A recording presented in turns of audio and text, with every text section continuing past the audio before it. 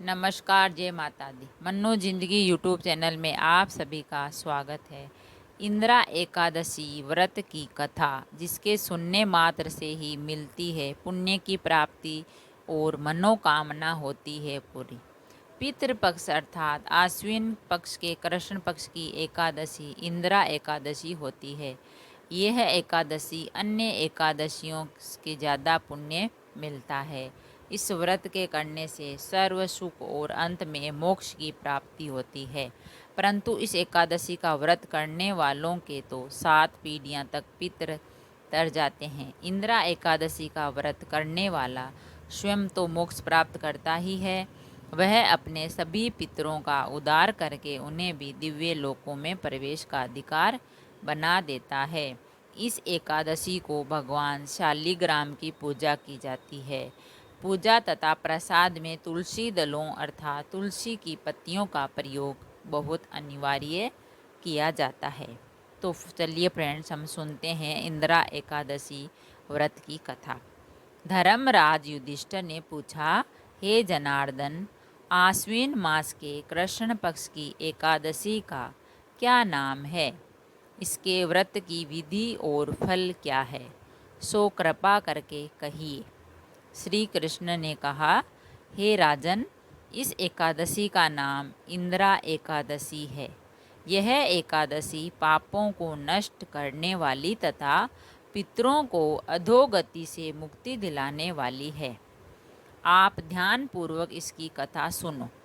इसके सुनने मात्र से सभी बहुत बड़े वाजपेयी यज्ञ का पुण्य फल प्राप्त होता है और आपकी मनोकामना पूरी होती है। सतयुग में महिष्मती नाम की नगरी में इंद्रसेन नाम का एक प्रतापी राजा धर्मपूर्वक अपनी प्रजा का पालन करते हुए शासन करता था। वह राजा पुत्रों, पौत्रों और धन धान्य से संपन्न था तथा विष्णु का परम भक्त था। एक दिन जब राजा अपनी सभा में बैठा था तो आकाश मार्ग से महर्षि नारद उसकी सभा में आए। राजा ने उनको देखते ही हाथ जोड़कर खड़ा हो गया और विधि पूर्वक आसन पर अर्घ्य दिया। सुख से बैठकर नारद मुनि ने राजा से पूछा, हे राजन, आपके सातों अंग कुशल पूर्वक तो है? तुम्हारी बुद्धि धर्म में और तुम्हारा मन विष्णु भक्ति में तो रहता है?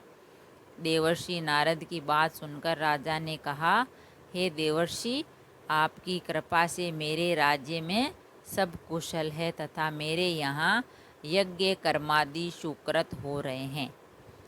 आप कृपा करके अपने आगमन का कारण बताइए। तब नारद जी कहने लगे, हे राजन, आप आश्चर्य देने वाले मेरे वचनों को सुनो। मैं एक समय ब्रह्मलोक से यमलोक को गया। वहाँ श्रद्धापूर्वक यमराज से पूजित होकर मैंने धर्मशील और सत्यवान धर्मराज की प्रशंसा की। उसी यमराज की सभा में महान ज्ञानी और धर्मात्मा तुम्हारे पिता को एकादशी का व्रत भंग होने के कारण देखा। उन्होंने जो संदेश दिया है वह मैं तुमसे कहता हूँ। तुम्हारे पिता ने कहलवाया है कि पूर्व जन्म में कोई विघ्न हो जाने के कारण मैं यमलोक में रह रहा हूँ। हे पुत्र, यदि तुम इंदिरा एकादशी का व्रत मेरे निमित्त करो तो मुझको स्वर्ग की प्राप्ति हो सकती है। तब राजा कहने लगा, हे देवर्षि, आप इस व्रत की विधि मुझे बताइए और कहिए। तब नारद जी बोले, हे राजन, आश्विन मास के कृष्ण पक्ष की दशमी के दिन प्रातः काल श्रद्धा सहित स्नान करना चाहिए। इसके पश्चात दोपहर को भी स्नान करना चाहिए। उस समय जल से निकलकर श्रद्धापूर्वक पितरों का श्राद्ध करें और एक समय भोजन करें तथा रात्रि को पृथ्वी पर शयन करें, पृथ्वी पर सोएं। दूसरे दिन यानी एकादशी के दिन प्रातःकाल दातुन करें और स्नान करें।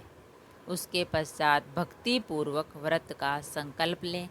संकल्प करते समय भगवान से श्रद्धापूर्वक कहें, प्रभु मैं आज निराहार रहूँगा और समस्त भोगों का त्याग कर कल भोजन करूँगा। हे भगवान, आप मेरी रक्षा करने वाले हैं, आप मेरे व्रत को पूर्ण करें। इस प्रकार आचरण करके दोपहर को शालिग्राम की मूर्ति के आगे फल फूल रखकर उनकी पूजा करें। शाम को भगवान विष्णु की धूप दीप नवेद आदि से पूजा करें तथा रात्रि जागरण करें। इसके उपरांत द्वादशी के दिन मौन होकर बंधु बांधवों सहित भोजन कराएं। बस यही इंदिरा एकादशी के व्रत की विधि है।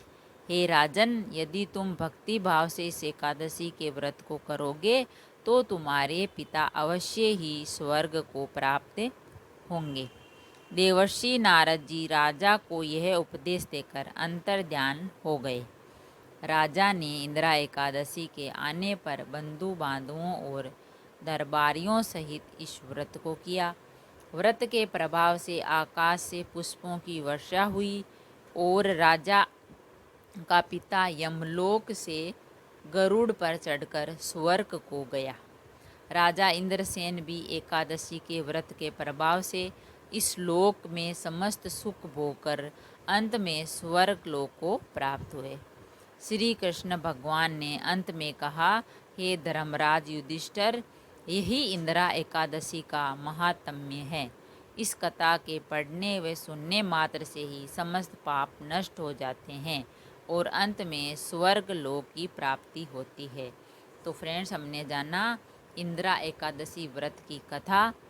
अगर वीडियो अच्छा लगा तो लाइक और शेयर ज़रूर करें।